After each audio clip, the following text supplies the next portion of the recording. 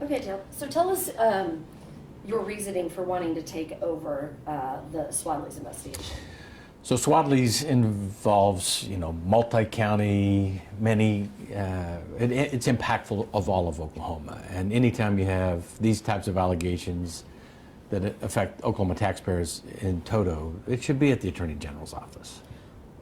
Why, and you weren't there, but why was it sent to Oklahoma County? That you'd have to interview somebody else for that. I didn't follow that logic. I did not see a conflict of interest, and it was rightfully at the Attorney General's office. And so after I was elected and inaugurated, I visited with District Attorney Bahena, and she agreed with that analysis, and we took it back. During the campaign, was that sort of your plan to take these investigations over, or did it come later? No, I've been pretty consistent with my big three objectives, and now I have a fourth that dropped in my lap last week. But really solving McGirt, the jurisdiction on criminal justice, then making an impact on shutting down illegal grows of the marijuana industry, and then lastly, transparency and accountability to state government, and that all falls within that ambit. CLO, Swadley's, Epic, and others should be reviewed, investigated, and if necessary, prosecuted by the Attorney General. What is your opinion on how the process has gone with Swadley's prior to today? It seems like it's been jumped around, and there were some committees, and has enough been done so Well, far? I have to give credit to the legislature. They're the ones who first identified the issue, and frankly, they several years ago enacted the Legislative Office of Fiscal Transparency, LOFT, led by Mike Jackson. I will tell you, those are remarkable professionals at LOFT. They identified the irregularities in the contracting and the payments and what the value the state of Oklahoma was getting. The legislature, seeing no activity out of the AG's office, decided to initiate its own investigation. I think now, with a new independent Attorney General in place, they will be able to transfer those duties to me. Do you anticipate this being a lengthy investigation?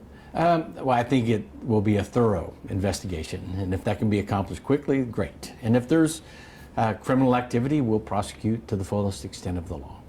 When you said solve McGirt, that's a pretty large statement. That's a big lift. We have a disconnect between the executive branch of the state of Oklahoma and our Native American tribes, and I'm working very aggressively to bridge that gap, because the Native American tribes and we are one. They want bad people in jail. They want good people protected. That's exactly what the state of Oklahoma wants. How do you plan on going about that? I am treating each of those tribes that have been adjudicated as independent with their own reservations, the 5 tribes plus the one in the northeast part of the state. And I'm meeting with them individually, just like I would negotiate a contract with France versus Germany versus Sweden. And I think that that's appropriate, and I've now held office 2 weeks, and I've probably spent 12 hours in meetings with Native American leaders. When you say solve McGirt, you really mean it's more like repairing relationships almost? Well, I think certainly we have to start with the reparation of relationships, but then we also have to play to our strengths. So the state of Oklahoma is the expert in investigation, prosecution, and incarceration. We do that well. There's not a return on that investment.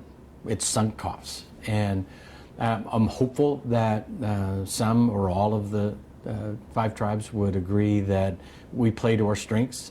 The Native American tribes do health care remarkably well, and if they augment that to include mental health, we don't do that well. We have defunded a lot of our mental health in Oklahoma.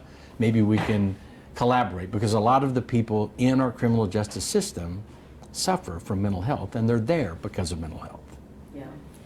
So some of it, though, your hands are, you can only do so much, though, because it is a Supreme Court ruling that has been made. Right, I'm not trying to undo the Supreme Court. We've already wasted millions upon millions of dollars proving to ourselves that the Supreme Court is not going to budge. So it's not appellate work, it's negotiations with another sovereign to enter into an agreement, similar to a compact, that would be legislatively enacted, and then both parties would work under that ambit.